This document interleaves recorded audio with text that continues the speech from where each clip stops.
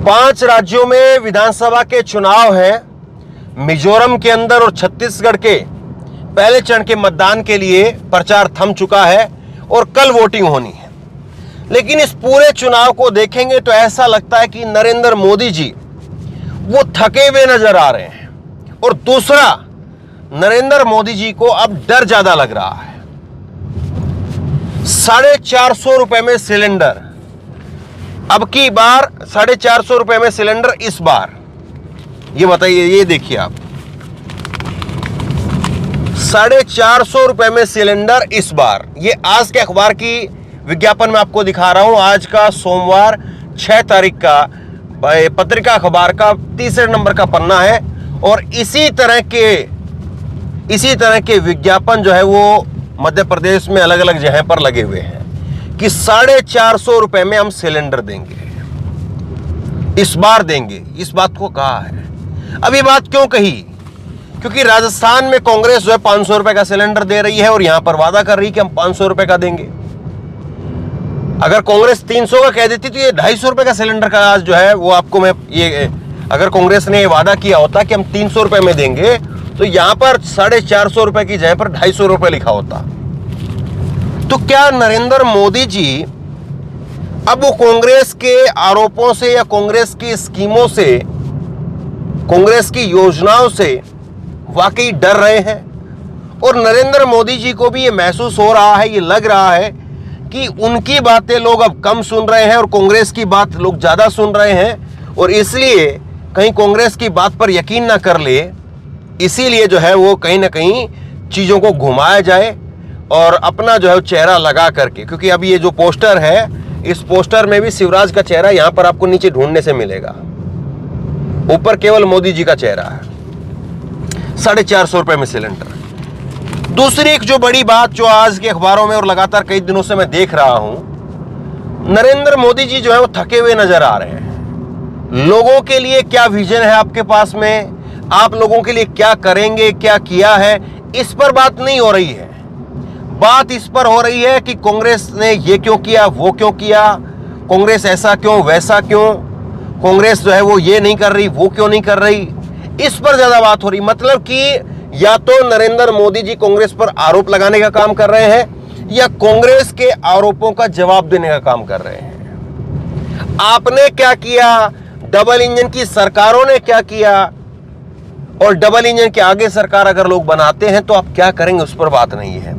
अब ये 450 रुपए सिलेंडर की जो बात है, तो डबल इंजन की सरकार तो आपकी अभी भी है, आपको कौन मना कर रहा था? और दूसरी बात आप देखिए, जो लोग ये कहें कि 450 रुपए में सिलेंडर हम दे रहे हैं या देंगे, अभी दे नहीं रहे हैं बल्कि देने का बात कह रहे हैं, तो सवाल ये है कि अभी तक कौन रोक रहा था इनको, किसने मना किया भाई? अब 450 रुपए। और दूसरी बात ये 1100 रुपए से सीधे 450 रुपए, आप जो है वो 600 रुपए 500 रुपए दे देने तो लगते लोगों को एहसास तो होता।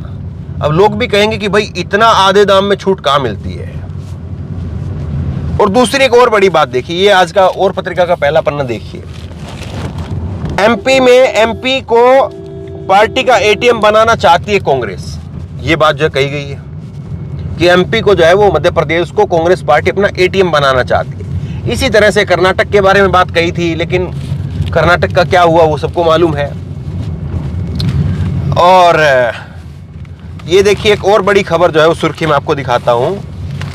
बेटों को सेट करने के चक्कर में कांग्रेस मध्य प्रदेश को अपसेट कर रही है, ये जो है वो नरेंद्र मोदी जी ने कहा।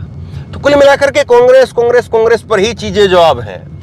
और दिखाता हूं मैं आपको, ये देश में गरीबी ही सबसे बड़ी जाति है, मोदी ने कहा है। जैसे राहुल गांधी ने नरेंद्र मोदी के ऊपर जातीय जनगणना का मुद्दा, ओबीसी को रिजर्वेशन देने का मुद्दा, ये सारी चीज जो चिपका दिया है, तो नरेंद्र मोदी जी उनसे अपना पिंड छुटाने में लगे हुए हैं। छत्तीसगढ़ में जाते हैं तो कहते हैं कि ये ओबीसी प्रधानमंत्री को गाली दे रहे हैं, ओबीसी को गाली दे रहे हैं। फिर भूपेश बघेल की तरफ से पलटवार आता है, कांग्रेस की तरफ से पलटवार आता है, राहुल गांधी पलटवार करते हैं कि आप ओबीसी की इतनी बात करते हैं, ओबीसी सीएम क्यों नहीं बनाते हैं? आपके कितने ओबीसी सीएम है? कांग्रेस के 4 में से 3 ओबीसी सीएम है। तो ये सारी चीजें हैं एक चीज और देखिए आप, मैं आपको भास्कर के अखबार में दिखाता हूं और इसको थोड़ा इस पर बात करेंगे। भास्कर के अखबार की भी यही खबर है कि यहाँ के दो नेताओं के बेटों को सेट करने के चक्कर में प्रदेश को अपसेट कर रही कांग्रेस। अब बताइए, शिवराज सिंह चौहान जो कि मध्य प्रदेश के मुख्यमंत्री हैं, उनके बेटे मालूम है आपको, मंच पर जो है शिवराज सिंह चौहान के पीछे खड़े हुए नजर आते हैं। वो तो अभी उनकी उतनी उम्र नहीं हुई है कि वो चुनाव में जो है वो उम्मीदवार के तौर पर उतर जाएं, मतलब वैसी उम्र हो गई है, लेकिन जो राजनीति में एक उम्र समझी जाती है वो, या एक लेवल पर जो समझा जाता है कि हाँ अब आप चुनाव के लिए कूदना चाहिए। सिंधिया के बेटे वो आपको भाषणों में भी देखने को मिल जाएंगे। सिंधिया के बेटे को आप क्या कहेंगे, वो राजनीति में नहीं आएंगे, या सिंधिया अपने बेटे को राजनीति में सेट नहीं करेंगे, शिवराज सिंह चौहान अपने बेटे को सेट नहीं करेंगे, अमित शाह ने अपने बेटे को सेट किया कि नहीं किया, उसी तरह से नरेंद्र तोमर ने अपने बेटे को सेट किया कि नहीं सेट किया। तो ये बहुत लंबी चौड़ी फहरिस्त है साहब। और इधर ये पीछे हमने कल बात किया था नरसिंहपुर में, आपने क्या परिवारवाद की बात कह रहे हैं, आपने जालम सिंह प्रहलाद पटेल के भाई हैं, प्रहलाद पटेल के भाई की टिकट काट करके आपने प्रहलाद पटेल को दे दिया, एक भाई से लेकर के दूसरे भाई को पकड़ा दिया। तो आप तो परिवार से बाहर ही नहीं निकले। सांसद को टिकट दिया तो किसी और सीट से दे देते, पता चलता। तो ये सारी चीजें हैं और इन सारी चीजों को जब देखेंगे समझेंगे तो फिर पता चलेगा। महंगाई बेरोजगारी बहुत बड़ा मुद्दा है लगातार लोगों के बीच में जो हम घूम रहे हैं, तो वो साफ तौर पर समझ में आता है। कल रात को एक बहुत शानदार तरीके से हमने ग्राउंड रिपोर्टिंग की और बहुत शानदार तरीके से वहां पर जो है बातचीत हुई। और देखिए जरा उस बात को कि कैसे जो है वो मध्य प्रदेश के अंदर जब चुनाव है और प्रहलाद पटेल अगर वो सांसद वो भी अपनी सीट पे फंसे हुए हैं और सांसद अगर अपनी सीटों पर ही इतने उलझ गए हैं तो बाकी की सीटें वो क्या करेंगे। लोगों से जब हम बात कर रहे हैं, ग्राउंड रिपोर्टिंग में आप देख रहे होंगे लगातार, और नहीं देखा है तो देखिए जा करके, कल शाम को हमने बात किया है कि लोग ये बता रहे हैं कि सांसदों को जो टिकट दिया गया तो उससे कोई बहुत ज्यादा असर नहीं है, कि ये सांसद जो है कहीं पर 15-20 सीटें निकलवा पा रहे हैं या 10-5 सीटें निकलवा पा रहे हैं। उनकी अपनी हालत पतली है और उनको अपना ज्यादा डर सता रहा है कि अगर हम यहां से हार गए, दूसरे को जिताने के चक्कर में अगर अपना ध्यान नहीं दे पाए और अपना खुद से हार गए तो आगे सांसदी की टिकट भी नहीं मिलेगी, राजनीति कैरियर का दी एंड हो जाएगा। तो ये सारे सवाल हैं और इन सारे सवालों के बीच में जो है वो नरेंद्र मोदी अब कैसे जो है वो लोगों को देख रहे हैं और नरेंद्र मोदी जो है वो किस तरह से लोगों को विश्वास दिलाने की कोशिश कर रहे हैं। राहुल गांधी जो है वो केदारनाथ चले गए हैं, 3 दिन के लिए राहुल गांधी केदारनाथ चले गए हैं। ऐसा लगता है कि राहुल गांधी इस बार जो है वो अब मोदी से जो है वो 4 कदम आगे चल रहे हैं। मोदी का ये होता था कि वो वोटिंग वाले दिन जाकर के बैठते थे, अब बीजेपी कह सकती राहुल जो है वो गए हैं तो ये राजनीति नहीं है क्या। आप समझिए इस बात को, राहुल गांधी जब गए हैं तो प्रचार खत्म नहीं हुआ है, प्रचार चल रहा है। वो प्रचार को छोड़ करके गए हैं। अभी मध्य प्रदेश में प्रचार चल रहा है, राजस्थान में प्रचार चल रहा है, छत्तीसगढ़ में भी कल 20 सीटों पर वो जो है वो मतगणना होगी, बाकी सीटों पर जो है वो माफ कीजिए मतदान होगा, बाकी सीटों पर जो है वो प्रचार चल रहा है। तेलंगाना में प्रचार चल रहा है। तो ये राहुल गांधी चाहते तो किसी और स्टेट में जाकर के, मध्य प्रदेश में, राजस्थान में, छत्तीसगढ़ में, तेलंगाना में, वहां पर जाकर के प्रचार करते, लेकिन वो उस प्रचार को छोड़ करके गए हैं। नरेंद्र मोदी जी अक्सर ये दिखता है कि वो जिस दिन वोटिंग होती है, जब प्रचार नहीं कर सकते हैं आप, उस दिन जाकर के बैठ जाते हैं कि लोगों को जो है वो एक तरफ विजुअल में जो है नरेंद्र मोदी का गुफा में बैठा हुआ चेहरा दिखे और दूसरी तरफ जो है वो लोग जो है वो वोटिंग करने जा रहे हैं तो उसको देखते रहें। खैर ये सारी चीजें हैं। अब राहुल गांधी, कांग्रेस पार्टी, बीजेपी, नरेंद्र मोदी कितना अपने आप को लोगों के बीच में स्थापित कर पा रहे हैं, कितना उनकी स्कीमों के ऊपर लोग जो है विश्वास कर रहे हैं, कितना उनकी योजनाओं से, सरकार की योजनाओं से गरीब लोग को, आम आदमी को जो है वो फायदा मिला है। और मेरी कोशिश रहती मैं ज़्यादा से ज़्यादा आम लोगों से बातचीत करूं, गरीब लोगों से बातचीत करूं। बहुत सारे लोग कहते कि भाई आपको जो है वो पढ़ा लिखा ऑडियंस और उस तरीके का जो है वो पकड़ करके लेके आइए, उससे बात करिए। मैं कहता हूं कि वो भी सही है, लेकिन आप ये बताइए सबसे ज्यादा देश के अंदर वोट कौन डालता है?